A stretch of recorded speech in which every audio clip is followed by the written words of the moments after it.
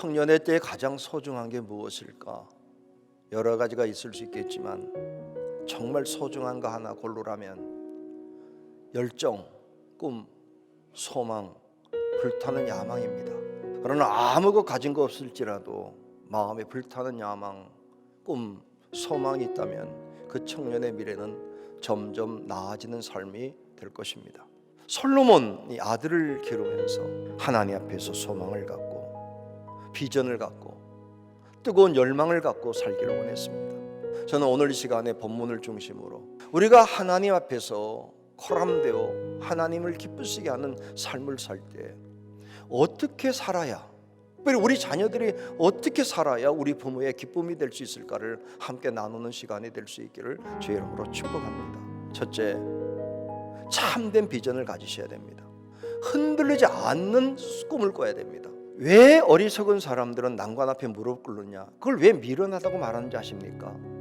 하나님이 예비한 미래를 포기하기 때문입니다. 그런 바보가 어디 있습니까? 저와 여러분들이 지혜롭게 살고 특별히 우리 자녀들이 지혜롭게 살 수 있기를 주의 이름으로 축복합니다. 소망을 붙잡고 그리고 우리 자녀들에게 한평생을 바쳐도 아깝지 않은 비전을 가지시기를 주의 이름으로 축복합니다. 그런데 그 비전이 욕망이면 안 됩니다.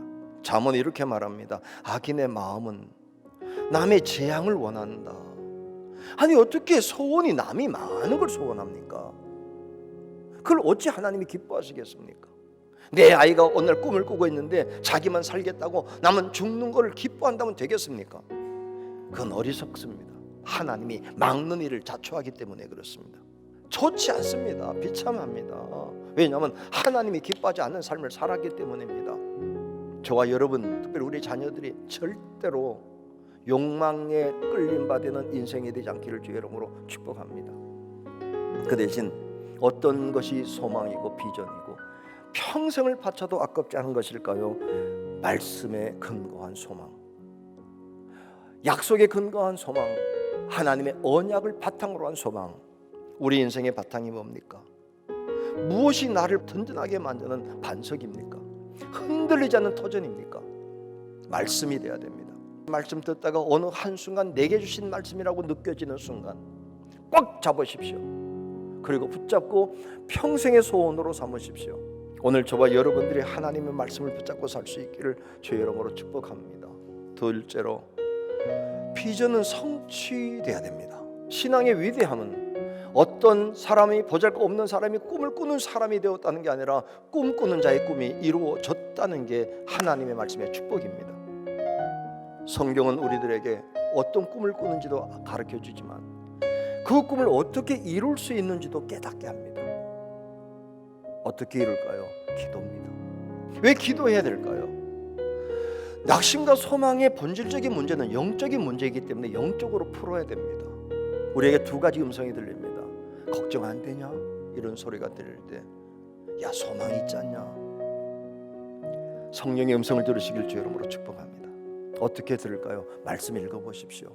믿음의 사람들은 이렇게 합니다. 힘들 때는 희망을 달라고 기도하고, 희망과 꿈이 생겼으면 그 꿈과 희망이 이루어질 수 있도록 기도하고, 그래서 범사에 기도할 때 하나님의 의인의 기도를 들어 응답하십니다. 동시에 기도만 하고 있는 것은 아닙니다. 나의 나름대로 노력과 시도도 하라고 말하죠. 하나님이 아브라함이 조카와 헤어졌을 때 혼자 남았던 아브라함이 이렇게 이야기합니다. 동서남북을 바라보라. 바라보는 땅을 내가 너와 내 자손에게 주리라. 바라보랍니다. 비전을 가지랍니다. 그리고 난 뒤 바라만 보고 서 있지 말고 가서 종과 형으로 밟아보라고. 그럼 밟는 땅을 주겠다고 약속합니다. 꿈만 꾸고 앉아있는 게 아니라 시도하라, 노력하라. 성경 우리에게 이렇게 말하죠. 비전을 이루는 중요한 방법, 근면입니다. 게으름을 버리라. 뭐 하나 맛있는 것도요, 수고가 들어가야 됩니다. 그런데 우리의 인생 자체가 하나님의 뜻을 이룰 때 수고 없이 된다고요? 그렇지 않습니다. 그래서 신앙인들은 눈물로 기도하고 그리고 일어나서 땀 흘리며 씨를 뿌릴 때 하나님이 그 수고한 결과를 기대 이상으로 넘치게 채워줄 줄로 믿습니다. 셋째는 하나님이 이루어 주셔야 합니다. 잠언이 우리에게 주는 중요한 교훈이 있습니다. 여호와께 맡겨.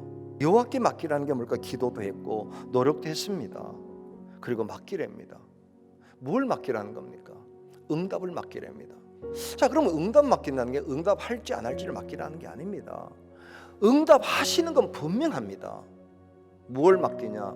결과를 내 뜻대로 구하지 말고 아버지의 뜻대로 구하라. 쉽게 말하면 하나님의 결정에 맡기십시오.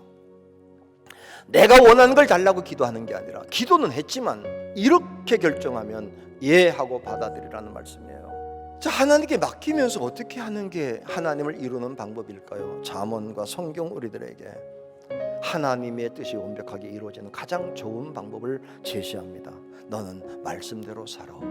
우리를 향하신 하나님의 뜻을 이루는 쉬운 방법 성경이 말합니다. 말씀에 대한 순종, 계명에 대한 순종, 말씀대로 사는 것. 신명기 28장, 신명기를 정리하며 주셨던 결론적인 내용. 내가 내 하나님 여호와의 말씀을 삼가 듣고 내가 오늘 내게 명령하는 그 모든 명령을 지켜 행하면 내 하나님 여호와께서 너를 세계 모든 민족에 뛰어나게 하실 것이요. 솔로몬에 향한 다윗의 유언, 열왕기상 2장 말씀. 내 하나님 여호와의 명령을 지켜 그 길로 행하여 그 법률과 계명과 율례와 증거를 모세율법에 기록된 대로 지키라. 그리하면 내가 무엇을 하든지 어디로 가든지 형통할지라.